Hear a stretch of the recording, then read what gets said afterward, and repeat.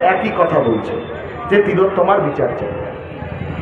দিনের পর দিন আমরা দেখলাম গত এক মাস ধরে কলকাতার রাজপথ, এই গোটা রাজ্যের একটার পর একটা রাজপথের দখল নিয়েছে মানুষ।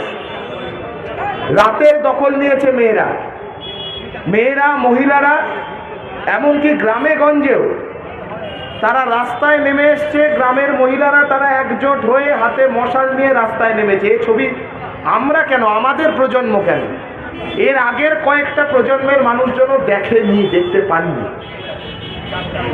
যে যন্ত্রণা গোটা রাজ্যের মানুষ অনুভব করেছে, যে সীমাহীন যন্ত্রণার মধ্যে দিয়ে এই রাজ্যেরই একটি মেয়ে, এই রাজ্যেরই একটি ছাত্রী, তাকে গত 9ই আগস্ট তার কর্মক্ষেত্রে, তার পড়াশোনার ক্ষেত্রে তাকে যে সীমাহীন যন্ত্রণার মধ্যে দিয়ে যেতে হয়েছে, যে যন্ত্রণার ফলে তার মৃত্যুর সময় তার দুটো চোখ দিয়ে জল বেরোয়নি, রক্ত বেরিয়েছিল, সেই যন্ত্রণাটা আজকে গোটা রাজ্যের মানুষের বুকের মধ্যে বাজছে বলেই গোটা রাজ্যের মানুষ একজোট হয়ে এক জায়গায় এসে এই আন্দোলনটাকে চালিয়ে নিয়ে যাচ্ছে।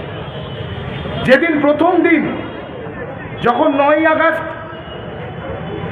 আমরা খবর পেলাম যে এই ধরনের একটা ঘটনা ঘটেছে, আর.জি. কর মেডিকেল কলেজ গোটা রাজ্যের অন্যতম একটা বিখ্যাত প্রতিষ্ঠান, গোটা রাজ্যের মানুষ কলকাতাতে যায় আর.জি. কর মেডিকেল কলেজে স্বাস্থ্য পরিষেবা নিতে।